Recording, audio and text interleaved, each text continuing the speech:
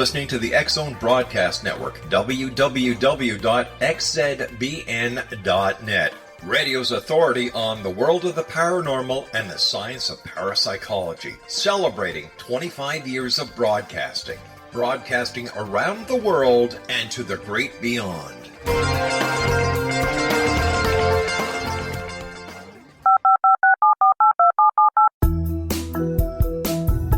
Did you know that when you're on the road with limited data or Wi-Fi, you can still listen to the X-Zone Radio Show with Rob McConnell, The Science of Magic with Gwilda Wiyaka, High Tech with Corey Kay, and every minute of the 24/7, 365 programming of the X-Zone Broadcast Network by calling 712-432-9459, courtesy of TalkStream Live. No smartphone, app, or internet needed. It saves your data plan, and it's free if you have unlimited minutes.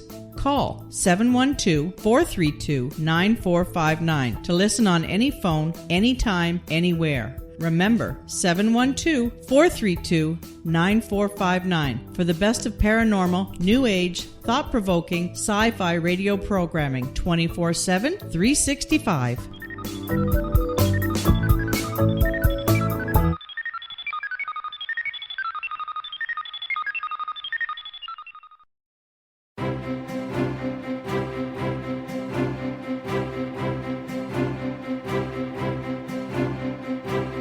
While science pursues fact, magic accesses the quantum level, bridging random facts to form truth. As long as science and magic remain separate and polarized, the truth cannot be known. I'm Gwilda Wiyaka. Join me on the Science of Magic radio program dedicated to unification and evolution of consciousness. During each episode, I'll be speaking with experienced and respected scientists and mystics. From astrologers to astronomers, from medical doctors to shaman, the scientific method to dowsing and intuition, we will weave together information from seemingly divergent practices to promote unity and enlightenment. Join me, Gwilda Wiyaka, and the Science of Magic right here on the X-Zone Broadcast Network. For more information, visit www.thescienceofmagic.net.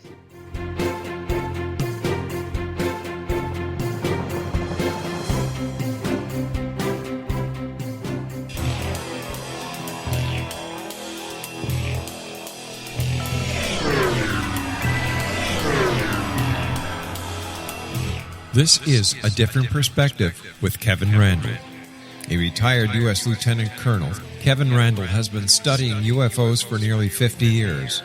Kevin has investigated some of the most famous UFO cases in the world and has been consulted for dozens of documentaries about UFOs. Considered one of the leading experts into the Roswell UFO crash of 1947, Kevin has written more than 25 books about UFOs, including the recently published Roswell in the 21st Century. Now, here's the host of A Different Perspective, Kevin Randle.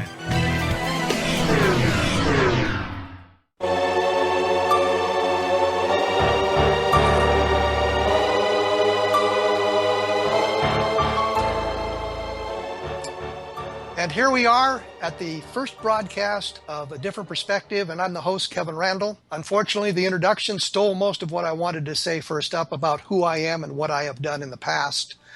So there's not much more to say. The inaugural guest on the program is Jerry Clark, also known as Jerome Clark. He is responsible for some of the best of the UFO writing, and his UFO encyclopedia is almost a must-have for the serious researcher. In the interest of full disclosure, I have known Jerry Clark for quite a long time, and we share the same publisher periodically. So it's not like we're adversaries in this arena. We're just colleagues who've known each other for a very long time. Good afternoon, Jerry. How are you? Oh, good afternoon, Kevin. I'm fine. It's a beautiful day here, in Minnesota. So anyway, I'm looking forward to our conversation.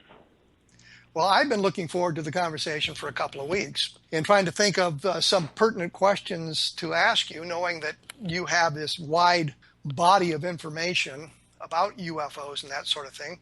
So let me ask you this first, because it's the mundane question probably would be asked by most people. What are UFOs?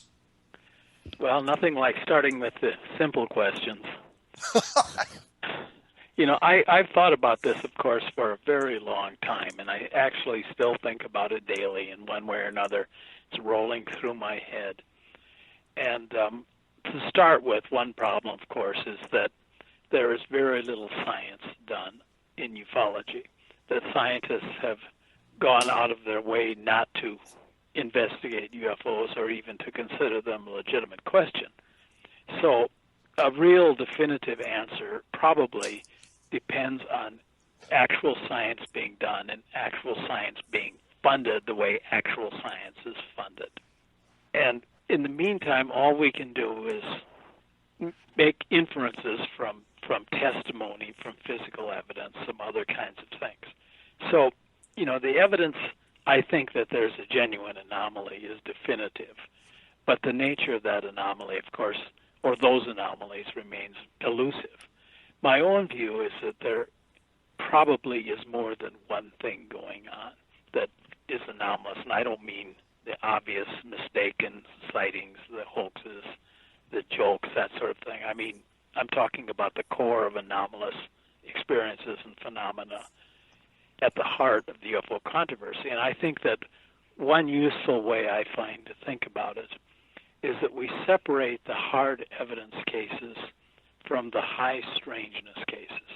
The hard evidence cases are the radar visuals, the physical trace cases, things like that, what we call close encounters of the second kind. And I think that the other kinds of things that get thrown into the UFO arena may actually be unrelated to the core phenomenon of hardcore evidence, multiple witness sightings, instrumental. When you say that, what kind of other things are you referring to? I'm talking about the high strangeness stuff that more and more defines in the popular mind and even in the minds of many ufologists what the UFO phenomenon is. Things like abduction stories, men in black cases, monsters, all these kinds of extraordinary experiences that people report apparently sincerely and that don't seem to have, conventionally psychological and other explanations. Well, you said something else that I found interesting, which was scientists won't look at UFOs. Has it always been that way from the very beginning? Has science sort of rejected the idea of whatever UFOs are and looking at them in a scientific fashion, or is that sort of an evolution of the scientific thinking? Well, I think that when UFOs were new and novel, there was probably a greater degree of open-mindedness, although, as you know from your reading of newspaper reports in 1947, 1948, the early years, there was still a lot of skepticism. I think that scientific skepticism really solidified after Donald Menzel appeared on the scene. Menzel was a Harvard astronomer who was a man of great authority and also kind of an authoritarian disposition, who made it hard for younger scientists who may have wanted to investigate reports to do so, because he was in a position to make their professional lives difficult. But there have been, Brad Sparks has estimated that in the history of the UFO controversy in America, there's probably been a total of 6 months of science done on the UFO phenomenon. And periodically, somebody will dig into it or some committee will be formed. And usually when those things happen, they come to the conclusion, yes, there's something here that we certainly should look at, and it seems to be puzzling, but nothing follows from that, unfortunately. Just a pattern that crosses the whole history of the phenomenon. Well, when we come back, one of the things I'd like to explore, since you kind of brought it up here, is the scientific committees formed to investigate UFOs. What sprang to mind immediately is the Robertson Panel and the Condon Committee, which ended the Air Force investigation of UFOs. So we'll take a look at that when we get back in just a few minutes.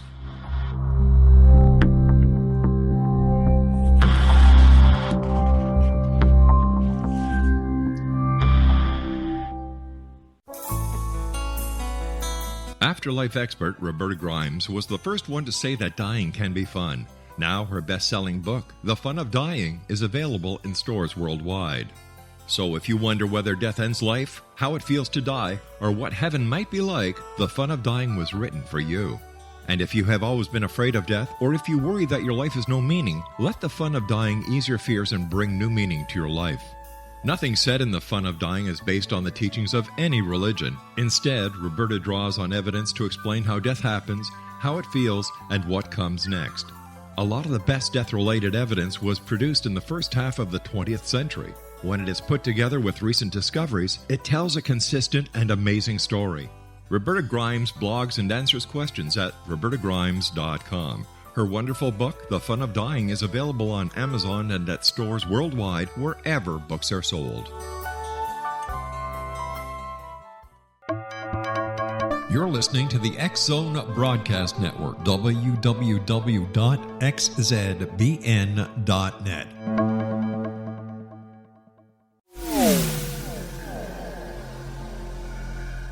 This is Kevin Randle. For nearly 30 years, I have been investigating the case of the Roswell UFO. I have interviewed hundreds of people and stood on the crash site. Now in Roswell in the 21st century, I have reviewed dozens of hours of audio and videotaped interviews, examined hundreds of files that relate to the crash, and have returned to Roswell in an attempt to put all that information into the proper perspective. For the first time in Roswell in the 21st century, I have made a dispassionate reevaluation of all that material and provide a new look at what happened. This is a book that clears away all the clutter that has hidden the truth for so long, strips away the various lies that surround the case, exposes the Air Force attempts at cover-up, and found a core of solid information that tells us all where the case stands today. Roswell in the 21st century will be available in just a few weeks. For more information, please visit my website at www.kevinrandle.blogspot.com.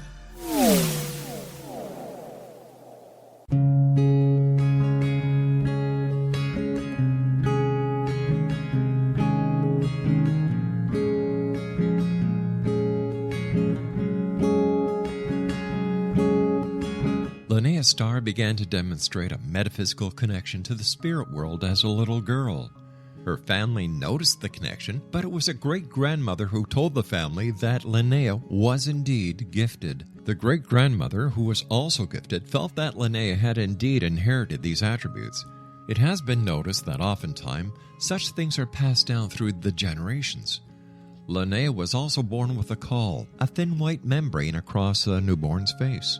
Legend has it that if the baby is born with this caul, the child will have second sight, or what we call psychic abilities. Linnea Starr does past, present, and future, and has the gift of prophecy. It is written within scriptures that if you are able to give factual information, and prophecies indeed come true, the gift indeed comes from the divine realm. Linnea Starr does large interactive groups as well as private gatherings.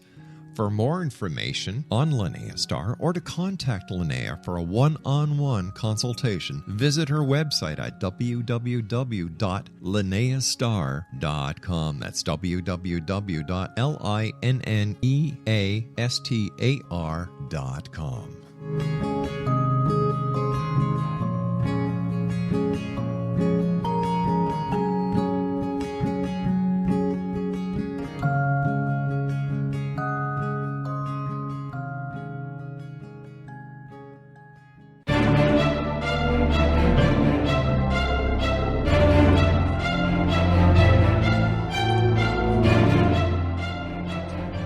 We've managed to make it back with my guest, Jerry Clark, who writes under the name Jerome Clark and has done a number of wonderful books, such as the UFO Encyclopedia, which is a 2-volume set of crammed full of information. And there's some paperback versions of it that has been published from Visible Ink as well, so you can get a condensed version for a lot less money than the original UFO Encyclopedia would have cost you.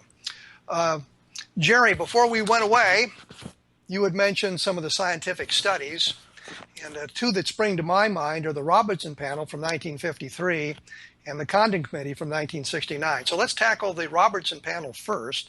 This was set up by the CIA in early 1953 as a response to the Washington National sightings. And what did they do How did they come to their conclusions? Was it a legitimate scientific investigation, or was it something else?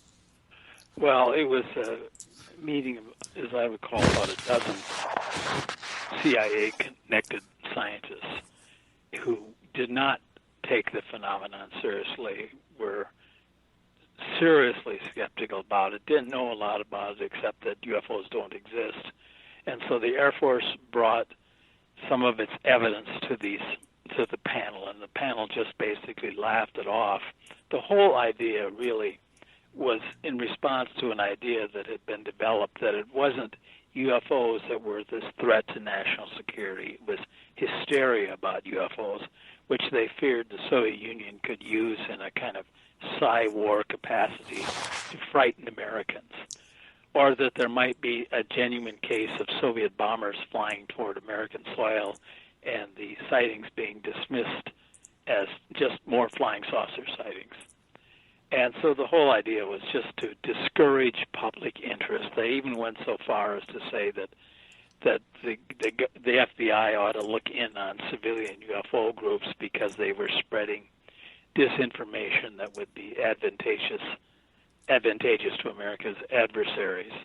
And so it wasn't really a scientific panel at all, but after that, the Air Force ended its brief period of open-minded investigation of reports and just went on to debunk reports from that time on until 1969 when Project Blue Book closed. Are you suggesting that the Robertson panel's idea was to get the FBI to sort of intimidate these civilian UFO groups? Well, this was suggested in the Robertson report, as I recall. I don't know that it was ever acted on, although I have heard people claim that the local police sometimes looked in on gatherings of local saucer groups, but I don't know how serious that was. And I don't know that there's any evidence that the FBI actually did begin to investigate UFO groups. Wasn't there an idea embedded in the Robertson panel final report to sort of debunk flying saucers, to suggest solutions, to kind of educate the public? Yes, to make the whole subject just toxic, and to contribute to ridicule and dismissal, and just make this thing go away. So their idea was that if they presented information of cases that had been solved, for example, or that somebody wasn't exactly the sharpest knife in the drawer, that might inhibit UFO reporting? Mm-hmm. Yeah, it was just basically added to the aura of ridicule that already surrounded the subject. It gave it a kind of official imprint. And you suggest that after the Robertson panel report was issued, the Air Force investigation took a turn for the worst. Yeah, it was. It was never a high priority, but it was downgraded even further, as you know, and just run by low-ranking officers who were not particularly competent, weren't interested in the subject, and considered the appointment, a career dead end. There was very little serious investigation that went on after 1953. But isn't that sort of the way the Air Force investigation was continuously? It started out as a high-interest thing, and then it kind of fell into this disgrace after the Chief of Staff of the Air Force decided there was, General Vandenberg decided there was nothing to it, and then it was revitalized, and now we're back to the idea it's kind of in disgrace again.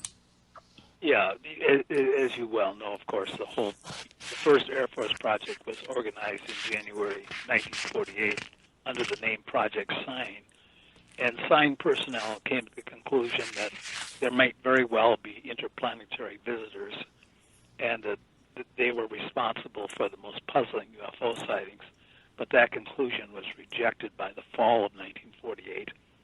Sign was reorganized as Project Grudge, and the Project Grudge operated on the assumption that absolutely nothing was going on, and you didn't have to even really investigate reports. You could sit at your desk and make up explanations for people's reports. So you're suggesting that originally Project Sign was a legitimate investigation where they were really searching for answers, but once the idea that they might be extraterrestrial or interplanetary ships, as they said at that time, was rejected, then it fell into a period of, well, we don't really care about these sorts of things. You know, this is all taking place, of course, in the context of the early years of the Cold War. And I think that the American government and military thought that it had enough on its hands trying to deal with the Soviet Union and then communist China, and that it did not need the distraction of even allowing for the possibility that there were extraterrestrial visitors about whom nothing could be done in our atmosphere. I think that there was just a calculation. And I think... So there was a period where they were serious about the investigation. Then there was a period when they weren't quite so serious. And then we reached the summer of 1952. Right. Then you have all these sightings over Washington, D.C. that were very difficult to hide from anybody. And those sightings remain unexplained. And it was a period of just great urgency where you couldn't bury this thing. So you had to deal with it really in an upfront way and in a way that did not leave any ambiguity. Did not say, yes, most sightings are explainable, but some aren't. You didn't even want to leave that little hole. And so there was just essentially make the subject toxic. Well, it also resulted in what I think of as the greatest headline I've ever seen in a newspaper, and this is a legitimate headline from the Cedar Rapids Gazette in July of 1952, which was banner headline across the front page, "Saucers Swarm Over Capitol." I'm thinking this is a headline right out of a science fiction movie if I've ever seen one. Right. So obviously there was a great deal of interest in the sightings from Washington of 1952, the Washington Nationals as they're called.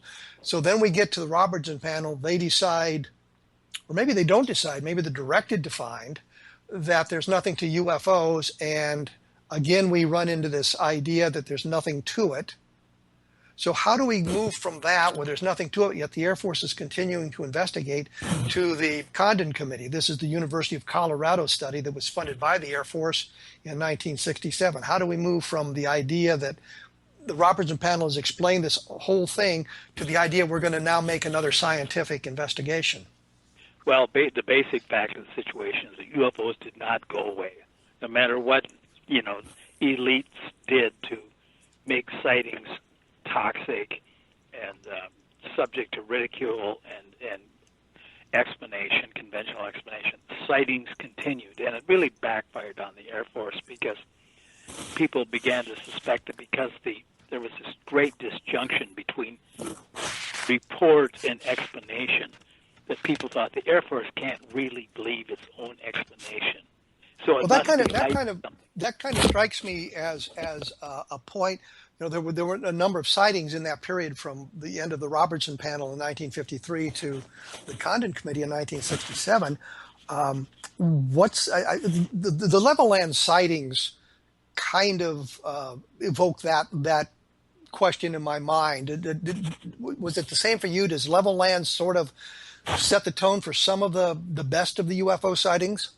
Yes, these are cases from early November 1957 in West Texas, where a number of witnesses of impeccable integrity described seeing huge objects landing or hovering nearby, and then the Air Force conducts a perfunctory investigation which claims that they were seeing ball lightning. First of all, what they were seeing was not ball lightning, because ball lightning's usually no bigger than a basketball, and that's a particularly large sample of ball lightning.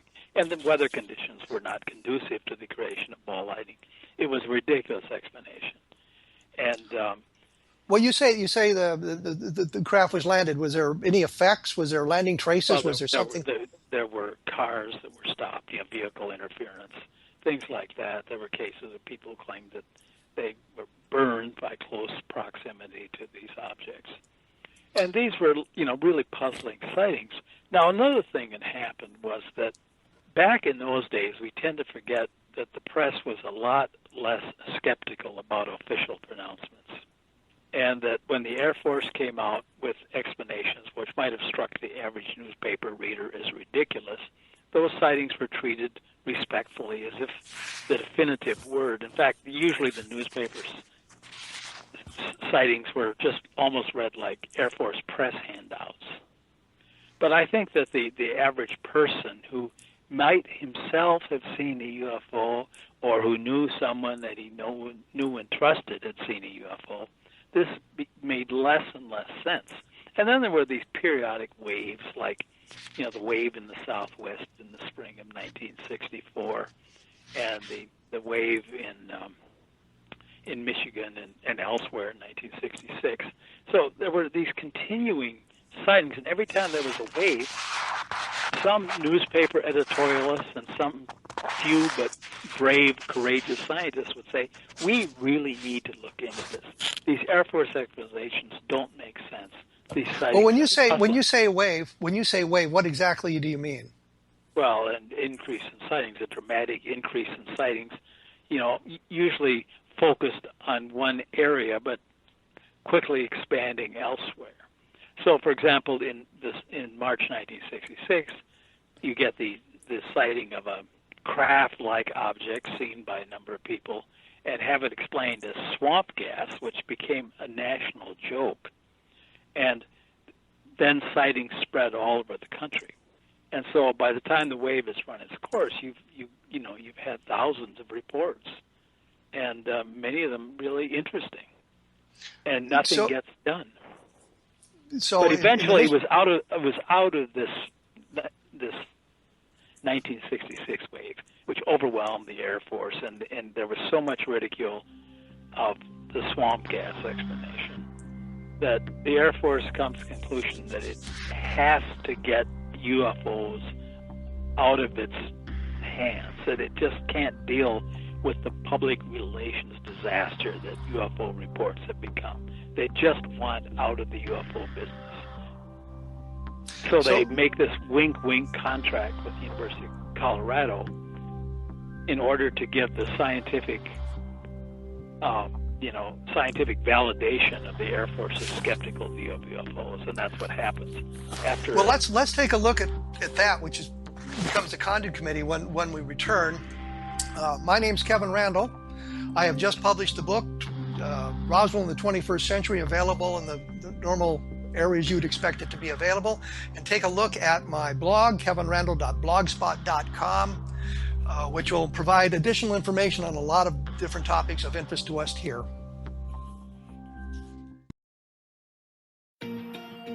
Wouldn't you love to know the secret to everything?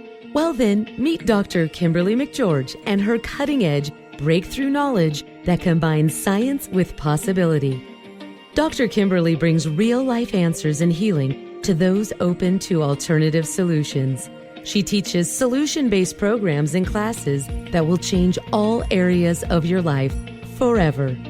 Specializing in conscious creation, intuitive readings, and energy medicine, you can rapidly shift health, relationships, business, and money and abundance challenges quickly. Receive her best-selling book, Secret to Everything, at no cost by going to secrettoeverything.com/X-Zone. That's right, transformation can start now. Just go to secrettoeverything.com/X-Zone and receive Dr. Kimberly's book for free. You're listening to the X-Zone Broadcast Network, www.xzbn.net. Gibbs A. Williams, Ph.D., is a practicing psychoanalyst, supervisor, researcher, and author in New York City. Much of his life has been dedicated to understanding nature and the uses of meaningful coincidences or synchronicities. His radical and original non-Jungian, non-mystical, non-magical theory of synchronicities illuminates much of the fog surrounding this challenging and perplexing topic. His ideas and manners are fresh, presented in a style that is both entertaining and highly informative. He is also an expert on crisis intervention, specially focused on violence reduction for the police and citizens, mastering anxiety, frustration, and stress without the use of medication, and effectively preventing and treating heroin addiction. Dr. Williams can be contacted at his email address at gwwilliamsny11@aol.com or visit his website at www.drgibbswilliams.com.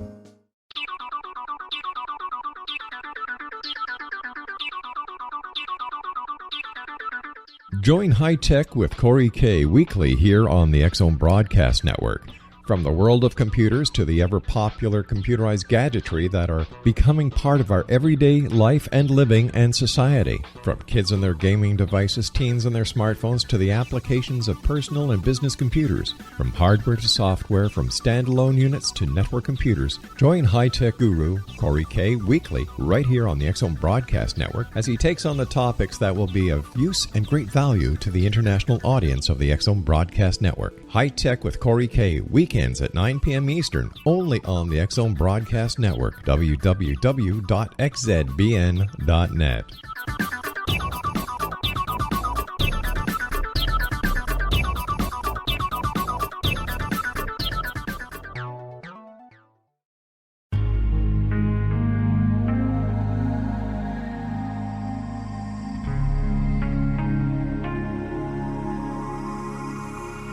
The scientist and the mystic have been on an age-old, relentless search with one thing in common. They seek truth. Their paths converge in the 40,000-year-old practice of shamanism, an ancient science delving to the quantum level of life, facilitating healing, manifestation, and evolution. I'm Gwilda Wiyaka, the founder and director of Path Home Shamanic Arts School, a unique Colorado State-certified occupational school, training shamanic practitioners and teachers. We also provide classes for empowering personal lives through shamanism. Our certification classes are in week-long segments enabling international participation, and online classes and long-distance shamanic healing sessions are available. Come discover the science of magic in the limitless world of shamanism. www.findyourpathhome.com.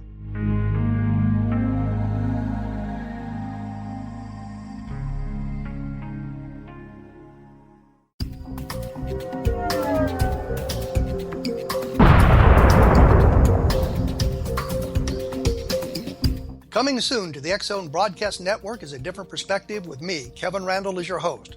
We'll be taking a close look at what is happening in the world of UFOs today with side trips into the paranormal. Guests will range from those who are household names to those who have a different perspective on a variety of topics. No topic will be taboo, but there will be tough questions asked as we all search for the truth about UFOs, the paranormal, and those things that excite us. Sometimes we'll agree with a guest and sometimes we won't, but we'll try to keep the program topical. For those of you who would like to read, be sure to visit www.kevinrandle.blogspot.com and remember to listen to the other fine programs on the X-Zone Broadcast Network at www.xzbn.net.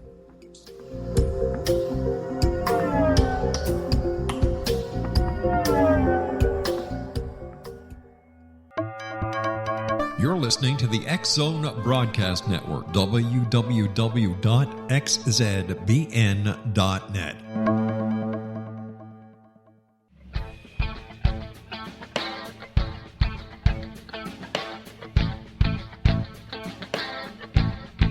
What happened in Benghazi is revealed by Nicholas Genix, author of Obama, Islam, and Benghazi. He informs the American people that President Obama deceived them by advocating a strong foreign policy prior to the 2012 presidential election, and Hillary Clinton supported this deception. As the title infers, there is a connection between Obama, Islam, and Benghazi. Ample evidence informs Americans that Obama's early indoctrination in the Quran developed an affinity for Islam, why the Quran is the source of discontent in many countries, and why the Obama foreign policy deception led to poor military action and caused the loss of American lives in Benghazi. Genix provides 36 questions for the Select Committee on Benghazi to validate if Americans are justified to mistrust President Obama and Hillary Clinton. An overview of Obama, Islam, and Benghazi is presented on the website www.futureofgodAmen.com. That's www.futureofgodAmen.com.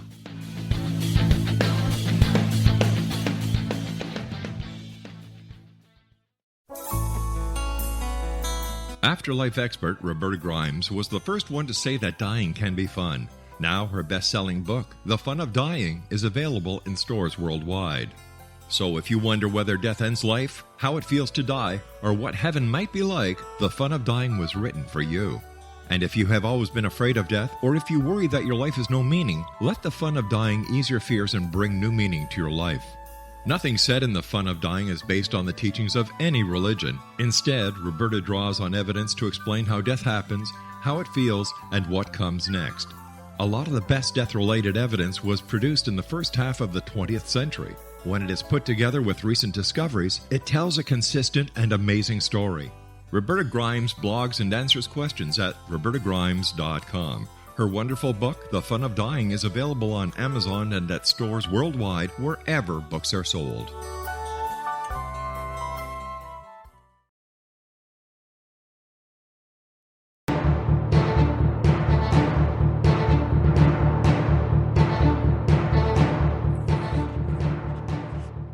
We were talking about the Air Force's attempts to stop their UFO investigations, or the Air Force investigations, and how they were handled in the late 50s, early 1960s.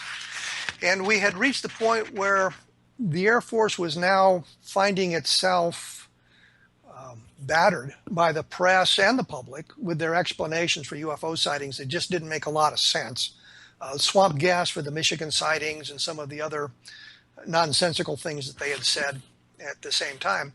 So this sort of brought us to the Condon Committee, the University of Colorado study commissioned by the Air Force in 1967, led by Dr. Edward U. Condon, who was a well-respected scientist at the time.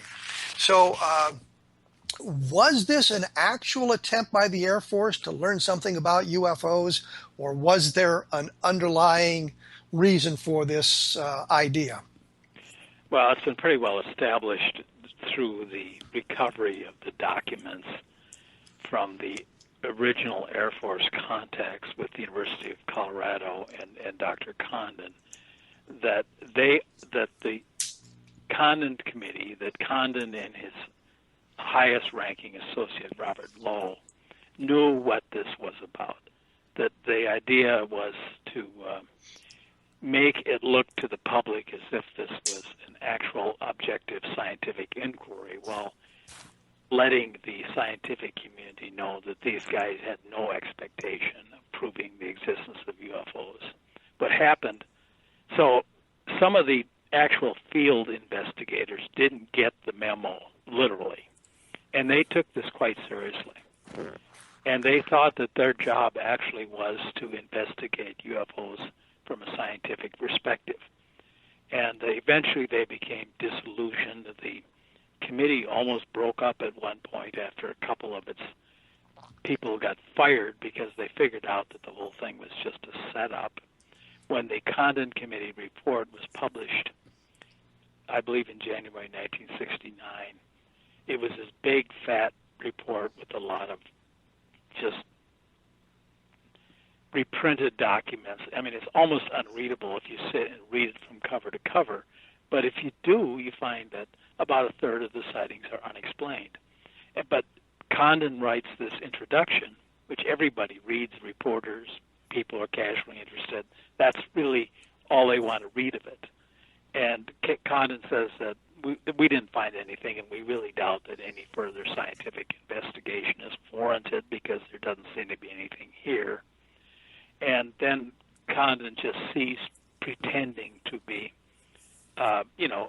objective about the question, and he openly ridiculed UFOs and UFO sighters in public until his death, and actually tried to make things difficult for scientists, young scientists, including the young Carl Sagan, who did want to investigate UFO reports. Well, you said that there was some kind of collusion between the Air Force and the Condon Committee, that there was documentation proving this, in essence. What would be that documentation? Well, it's reports, the contracts, and the conversations, early conversations, where they had this conversation where nobody says outright, look, this is just a setup job. But between the lines are saying, yes, we understand each other. what was in it for the University of Colorado was not association with UFOs, which you didn't want, but was Air Force money infused into the university. So everybody who was involved at the decision-making level, whether on the Air Force or the university bureaucracy or the university treasury, had an interest, but that interest wasn't in a scientific investigation of UFOs. That was just a sop for the rubes out there. Well, what about this letter, the Hippler letter, written by Lieutenant Colonel Robert Hippler of the Air Force? Yes, I believe that's one of the documents. You'll have to excuse my uncertain memory about this, but yes, I believe that's one of the things I'm talking about. Well, Hippler said, in essence, that if they didn't find there was nothing to this, that the Air Force would be stuck with the investigation for another 20 years and would cost several $1 million. And the Condon Committee response seemed to be, yeah, we get that. Yeah, exactly. It was just a wink-wink kind of arrangement.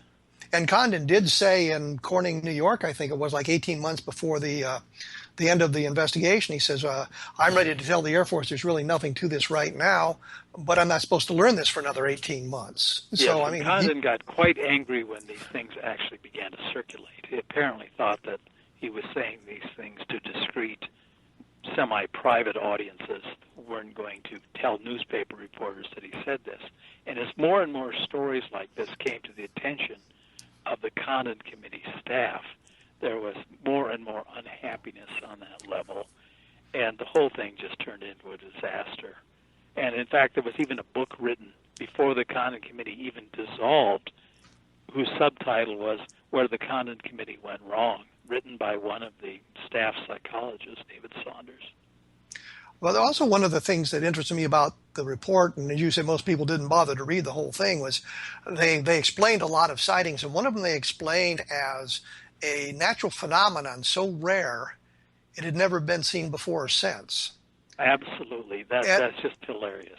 And I'm thinking, well, isn't there some type of scientific value in looking at a phenomenon, even if it's a natural phenomenon, not indicative of alien visitation, but a natural phenomenon that is that rare that may provide some information about what's going on the Earth. So I would think that in itself would be a reason to continue the investigation, even if it's not the Air Force conducting it, but a civilian organization, which kind of leads to the idea, wasn't NASA approached to take over UFO investigations at some point?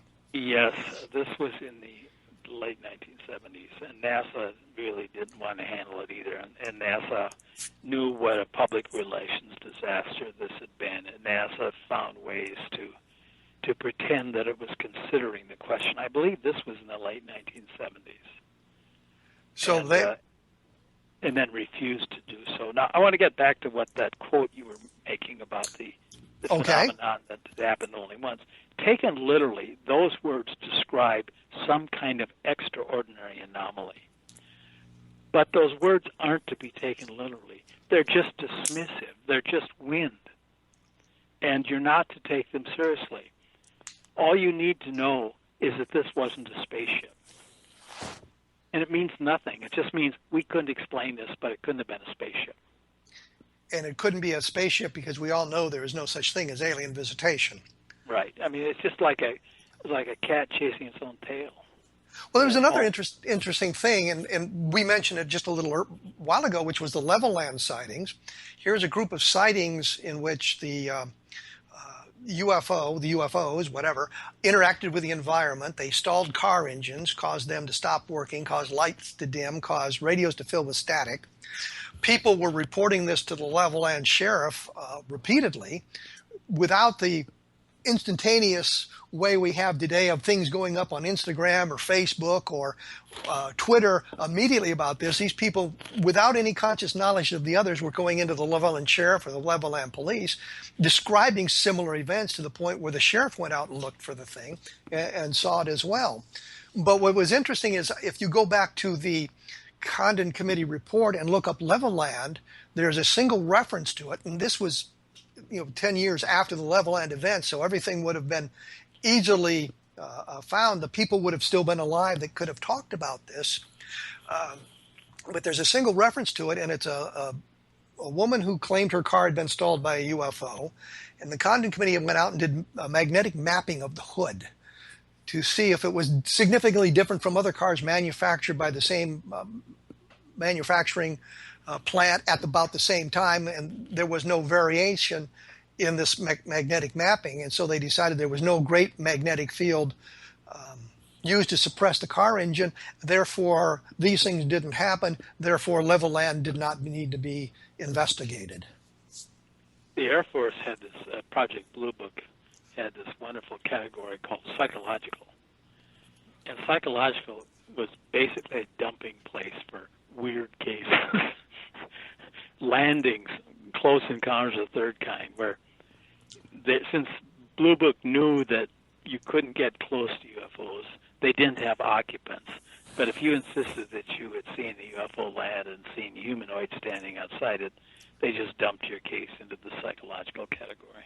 But they didn't do that with Lonnie Zamora, the New Mexico police officer who saw the landed thing in 1964 with the two occupants on the outside. They labeled that case unidentified.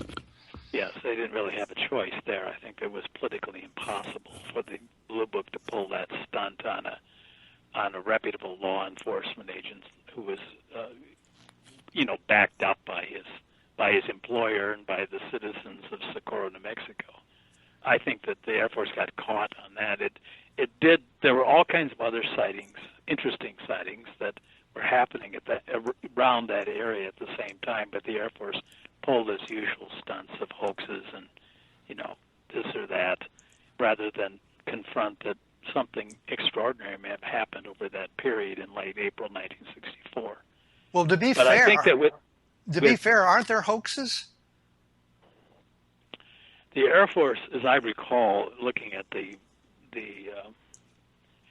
Blue Book statistics, was that their hoaxes comprise something like 1% of the cases that it's gotten. I think most of those involve photographs, which most UFO hoaxes are of photographs. Now, there are other kinds of hoaxes, but hoaxing is not the major problem with the UFO data. It's a problem, but a fairly small one. So there are hoaxes, but there are not really that many of them. And as I've always said, about 99% of the photographs were taken by teenage boys, and 99% of those are faked. Right. Yes. Well, when we come back, I actually am a little bit early here. So we were talking about the Socorro case. And that's Lonnie Zamora seeing the object on the ground and the occupants. Wasn't there other things as well? Wasn't there a big investigation about that case? Well, this was actually a fairly well investigated case. The Air Force sent a guy out there, Sergeant David Moody, who was not the most competent Blue Book guy, and that's saying something.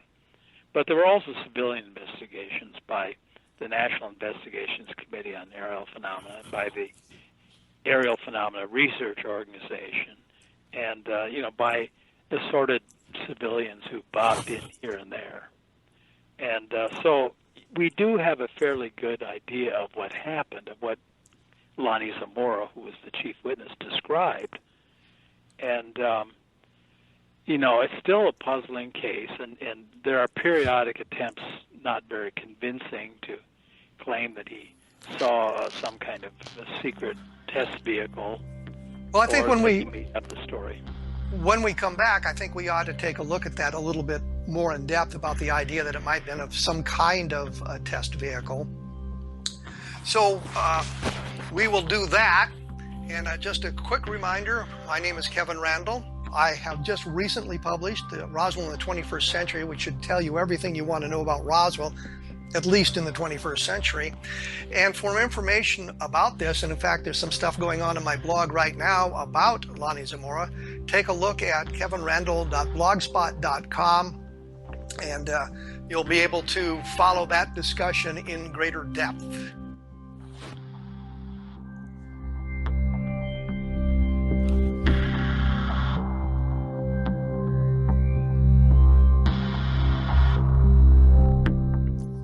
Little children aren't the only ones afraid of the dark. Millions of soldiers return from war zones with PTSD, anger, frustration, fear, and loneliness, much of which surfaces during the darkness of the night.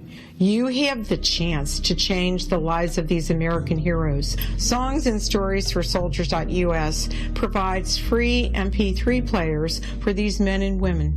With a list of 3 million songs in 16 different styles, 100,000 audiobooks, and 30,000 old-time radio programs, every veteran can find something to soothe and comfort them at no cost. All our players contain an 8-hour audio program designed to help veterans fall asleep. With 1,500 plus vets now participating, it's our goal to deliver 10,000 audio players this year. Go to our website at songsandstoriesforsoldiers.us. Help us help a veteran make it through the night.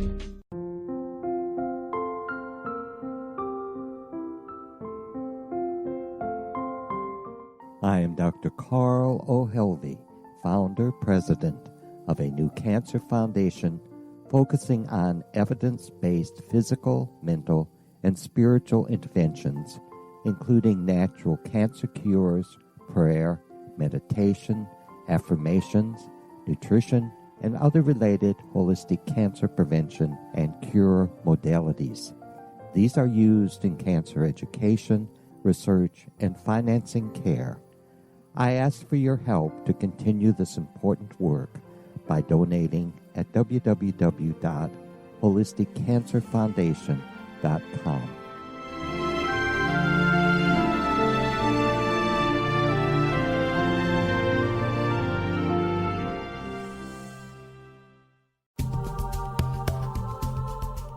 If you enjoy reading a good mystery with a touch of the paranormal, then you'll love From Out of the Woodwork by William S. Peckham. Sean Kennedy, a Toronto contractor, buys derelict houses, guts them, and turns them into multi-family dwellings. When Sean buys 29 Livery Lane, a century house in ruins, and starts the renovation, the house fights back. He is visited by ghosts of owners past. His visions are triggered by touching an oak mantle, reading a faded letter, opening an old locket, or opening a brand new casket in the basement. These visions will take you on a trip across southern Ontario from Niagara Falls to Toronto to Kingston. From Out of the Woodwork is now available in paperback and on your favorite electronic reader. To order your copy of From Out of the Woodwork, go to www.williamspeckham.com. That's www.williamspeckham.com.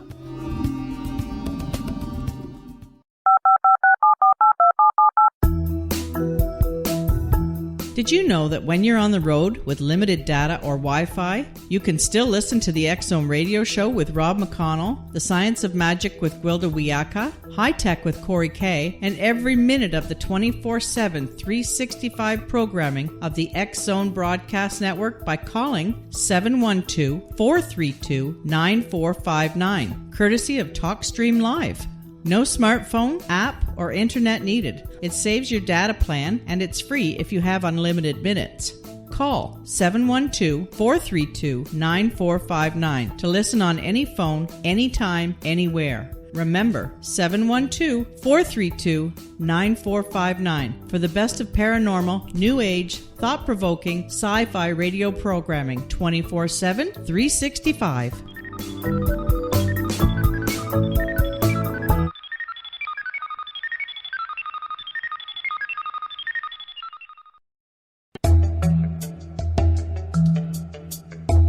Back. My name's Kevin Randle. This is A Different Perspective, which is also the name of my blog, which you can find at kevinrandle.blogspot.com. And I have just published the Roswell in the 21st Century, which you can find on the various media outlets. My guest right now is Jerry Clark. We're in our final segment. And Jerry Clark, writing under the name Jerome Clark, is responsible for some of the better of the UFO books about various anomalies, as he likes to say it, that are available as well in the various places you'd buy your books.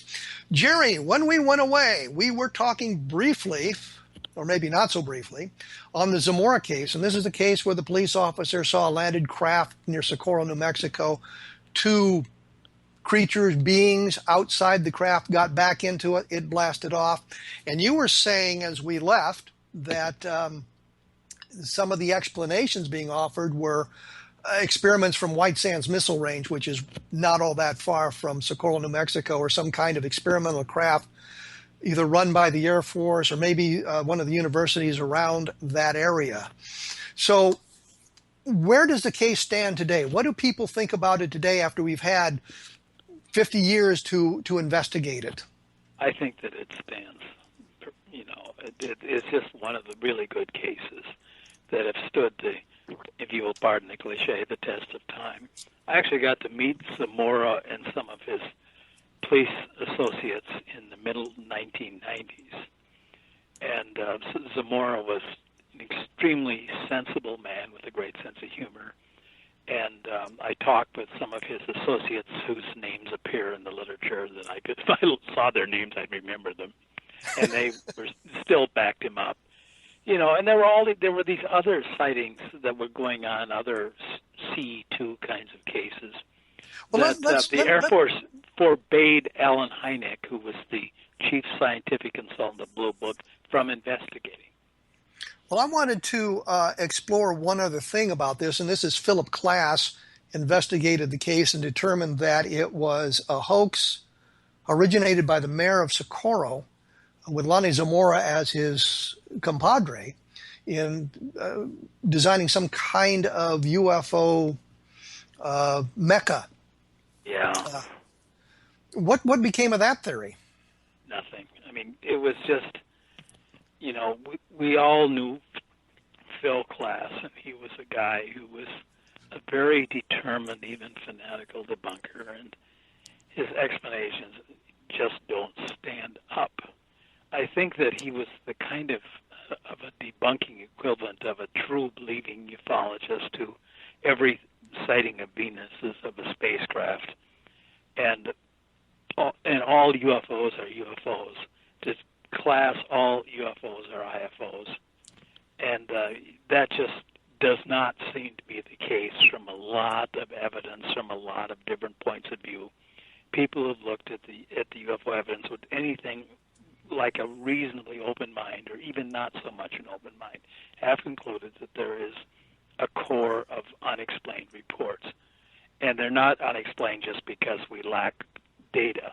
Some of these cases are really data-rich. But there's no evidence for Klass's explanation. It was like a literary fantasy of his.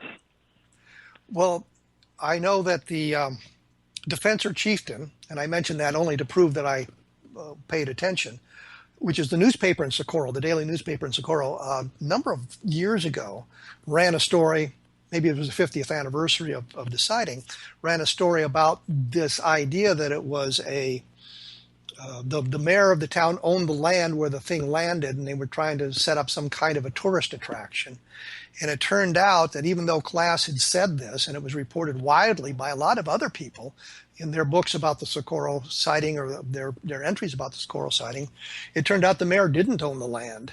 And the idea of the tourist attraction didn't come up until a year after the sighting, and it was kind of proposed almost by a paper in El Paso, Texas, saying, well, maybe they thought of creating a tourist attraction, and from that point on, the idea kind of set in.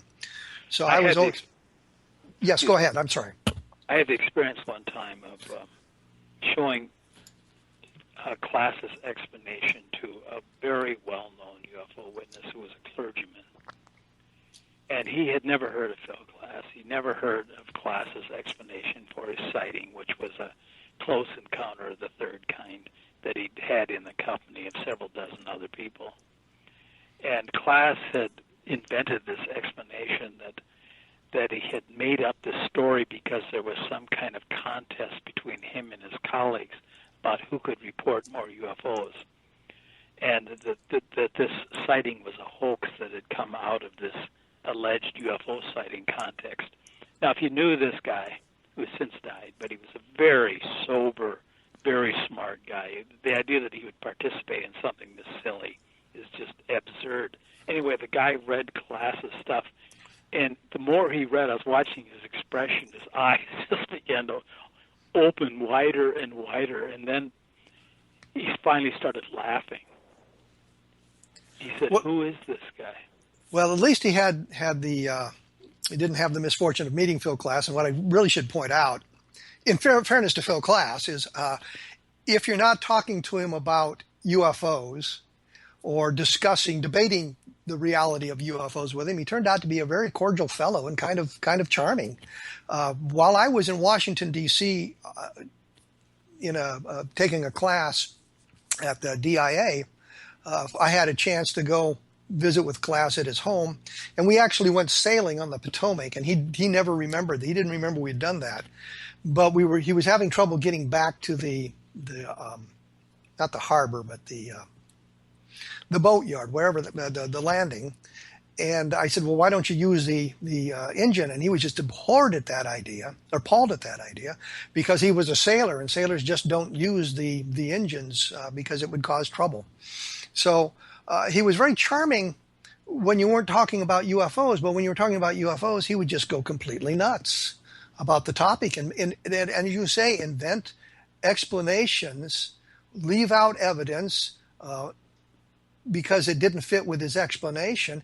And people thought because he was wrapped in the mantle, I guess, of Aviation Week and space technology, that there was some credibility to his explanations. And Socorro simply doesn't work from what he was saying. The guy, the mayor did not own the land, and the reporter from the newspaper had gone back and checked the records to see who owned the land in 1964, and it was not the mayor.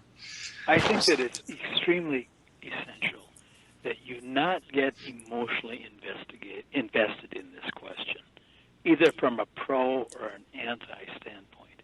It isn't worth getting emotionally invested because it will cloud your thinking. You know, if you are just intensely in love with the idea of alien UFOs, or you're intensely disgusted and repelled by the concept, you should probably just let it be, because you're not really going to contribute something that's useful to people who are not emotionally invested. And often that also sort of hurts your own credibility, because people look at your enthusiasm for one end of the spectrum or another and wonder just how unbiased, how neutral your information might be, because you're trying to prove a point. And I've said repeatedly that we really don't want to engage in a debate about the reality of alien visitations. What we want to do is investigate them to see if there is sufficient evidence to come to that conclusion that alien visitation is part of the UFO phenomenon. I say part in keeping with your idea that there are multiple answers for this. Not all of them lead to the extraterrestrial. I think that the one argument for the extraterrestrial hypothesis, which has to apply only to the small subset of hard evidence cases, and I'm not pro or anti-ETH, I just think it's a reasonable possibility.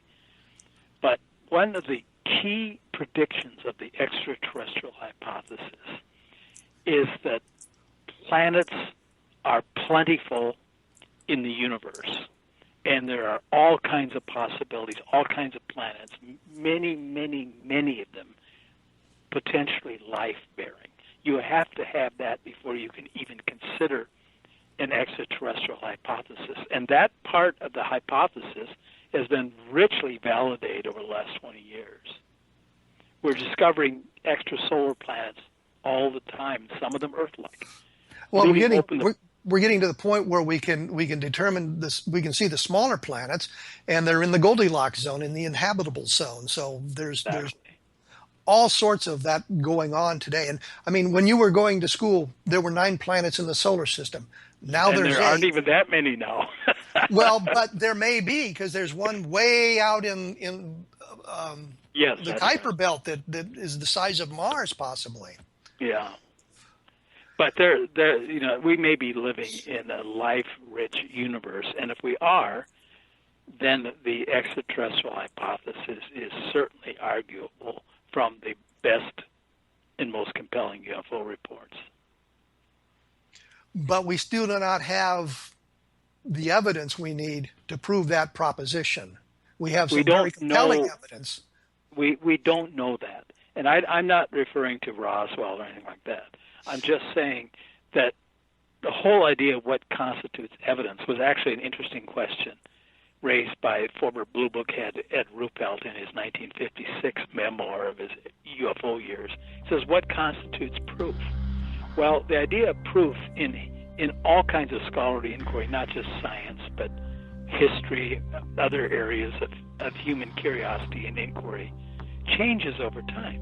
And it may be that future historians and scientists will decide that the extraterrestrial hypothesis was validated as early as 1952. Well, there we go. I think that's a wonderful point for us to end on, because you've now given hope to the people who believe there might be alien visitation. I want to thank you for coming on the very first program, and remind people to take a look for Jerome Clark and their search engines for your books to where they are. I'm Kevin Randle. My latest book is Roswell in the 21st Century, and you can get more information about this. Kevin. Oh, thank you. And you can get more information at kevinrandle.blogspot.com. Thank you all, and have a good day.